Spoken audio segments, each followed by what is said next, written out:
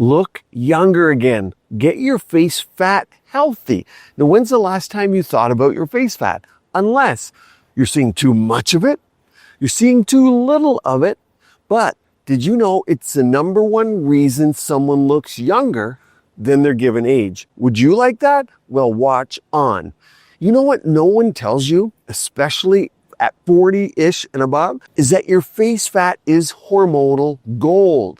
It's like the 401k of your beauty plan. You don't miss it until it's gone. And yeah, losing it doesn't just age you visually with hollow cheeks and sagging skin. It literally lowers the estrogen in your face. Now, I know everyone's on hormones from the younger to the older, whether it's pellets, patches, or vaginal estrogen cream, the cream down there, used up here. That's maybe the biggest hack in skincare today. But that's right, your face actually makes estrogen right there in your cheeks and your temples, keeping your skin plump, glowy, and firm. It's literally why those with brow lifts look younger, more youthful, or more attractive longer, because that's opened up the eye. Get a hollow temple, as we do with age, and you lose your brow lift. Lose the fat and stem cells in the brow, and you lose your brow hair, but also you'll get a lowering of your eye. And what about that fat above the eye that when we lose makes the eye look sunken? These are just some simple examples that you may relate to. Let's move on. And it's why brow lift surgery is popping on Google Trends as we speak. The top 3 searched reasons people search for face fat today, well, it's lost through overexercising, devices, dieting, and yes, Ozempic or the GLP-1 agonists. But sun and just natural aging are the top 2 overlooked. If you're losing facial fat, you're not just getting gaunt, you're getting hormonally depleted. And yeah, there's a wedding going on over there. So we got to get this done. So let's break it down, and I'll give you real science-backed ways to prevent, protect, and even restore that youthful volume without looking overdone or frozen, without breaking the bank. Think of facial fat like the scaffolding for a sculpture. Lose it, and the masterpiece, your face, starts to collapse. Now, babies have it in abundance. We know that. They're soft, round, and glowy, without a wrinkle in sight. But that fat slips away like loose change down a couch cushion, gone before you know it. And it's very hard to get back. This is not just aesthetic. Face fat plays a biological role too. It doesn't just sit there. It produces that localized estrogen by way of aromatase enzymes, especially, of course, in women, especially over 40. That's when we see collagen graft plummet. It also has, here's so important, MSCs, mesenchymal stem cells. Why get an infusion when you already have it in your face fat?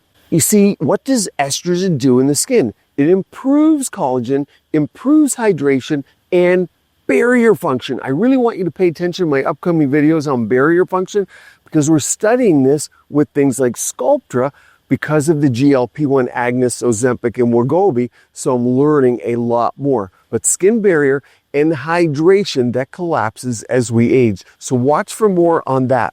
Now let's talk the fat loss traps. Number 1 here, the GLP-1 drugs and diets. The weight loss drugs and extreme calorie restriction is aging faces. Sure, people shed pounds, but they often burn the wrong fuel. Muscle, subcutaneous fat, especially in the face. Not the fat they want to get rid of. This is Ozempic face or Mounjaro melt. That's the tag terms that are used now. One day you're celebrating weight loss, the next your cheeks look like a deflated balloon. Your cheeks slowly deflate like a forgotten birthday balloon. Once high and proud, now stuck to the carpet.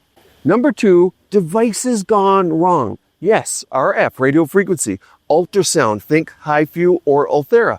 They're great tools in the right hands with the right faces, but too much or the wrong settings, and boom, fat loss, especially around the temples, the mouth, the under eyes. Those are the 3 areas where you're trying to keep all of your fat. Think of these procedures like microwaving a croissant. Crispy on the outside, hollow on the inside. Number 3, over-exercising and sun exposure. You're pounding the pavement, chasing youth, but your face is running the other way. Think high-intensity cardio plus the double whammy of the UV light that you're getting with the sun with those activities. The result? Runner's face, the shredded look, but not in a good way. You want your body shredded, but not your face. Number 4, poor nutrition. Think high sugar, low protein, low collagen diets, and that starves your body and your skin's building blocks. Your face fat doesn't stand a chance here without amino acids and supportive nutrients like vitamin C, silica, and biotin. Now, before we treat, let's talk how to protect and restore the face fat.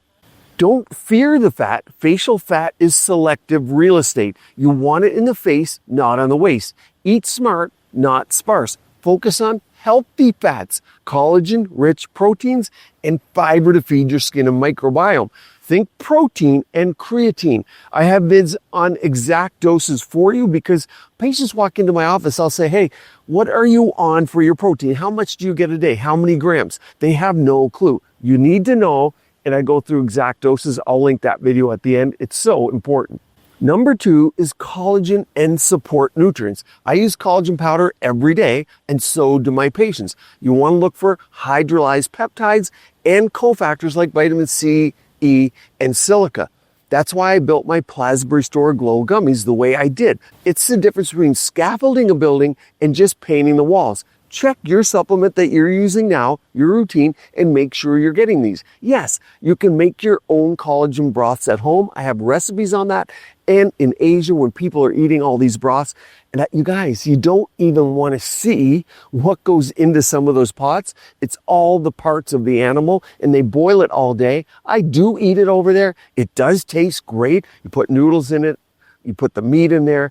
But for most people, they don't like that, and they don't have the opportunity to do that at home because that simmers all day. And by the way, if you're making it at home, add a touch of vinegar. That's what they do in Asia, and that helps more of the collagen apparently get out of the bones and the cartilage, tendons, and more. But the key point is here, make sure you're getting them one way or another. And remember, your food supply, it's just terrible. So if in doubt, get a quality supplement. Number 3, massage and blood flow. Now, this is fat friendly. A lot of people are scared to massage because they think they're going to kill your face fat. But no, massage increases circulation. It's fat friendly. Fat friendly, not fat frying. It boosts blood flow and circulation and feeds your face, specifically your face fat. It does not strip it like so many think. Facial massage isn't just fluff. Studies show it boosts circulation, stimulates pre-adipocyte activity. So that helps the fat cells and of course your stem cells. Baby fat cells waiting to mature. Use a nourishing cream. Look for lipids, ceramides, grapeseed, or volufiline, and gua sha, or even just use your fingertips to move lymph and feed tissue. You can cold roller in the morning. I like that. And then you get the reperfusion. You can do your face routine, and you can gua sha. That's a great way to do it. Or you can do your gua sha in the evening and your cold roller in the morning. Now think all natural. PRF, platelet-rich fibrin. PRF is your body's own magic sauce. No chemicals, no additive. It's your skin's version of the Smart Drip IV, slow and steady, and biologically in sync. Think of growth factors, VGEF, mesenchymal stem cells. I've done thousands of under eyes and full faces with this, and it's an amazing procedure. You just have to get the real stuff done, and the spin is very specific. You need to use a studied system that produces your own exosomes, growth factors, and stem cells. Number 5, think biostimulators. Not just Sculptra, but there's PCL, polycaprolactone, PDRN. Used wisely, biostimulators like Sculptra don't just plump, they build collagen over time and support the framework that holds your fat in place. Yes, you can get a facelift after Sculptra. Hundreds and hundreds, I would say, plastic surgeons get Sculptra in their face, and thousands and thousands of patients get facelifts after Sculptra. So if you're having a problem with that, get a new surgeon. It's done all the time. Even endoscopic facelifts have been done from patients who have 20 and 30 vials of Sculptra in their face over 5 or 10 years. And nodules, they're very, very rare, in skilled hands. Used early, they prevent the dreaded melting candle look. Used later, they restore support without adding fake puffiness, but maintain your skin from youth. Of course, I have complete playlists on everything from PRF to biostimulators, collagen science, so that you get all the information you need in one playlist that's organized for you. Now, if this video helped you rethink how you treat your face, hit that like button. If you've liked the surroundings and the views today, let me know that too. And subscribe, because only a small percentage of you are subscribed. And remember, on my website, I have free courses on derma rolling, on gua sha, and a skin quiz at www.quizmd.com, where you can get the exact routine I would recommend to my patients. And remember, sometimes the best anti-aging secret isn't what you lose, it's what you keep to keep your skin and body beautiful, healthy, and vibrant.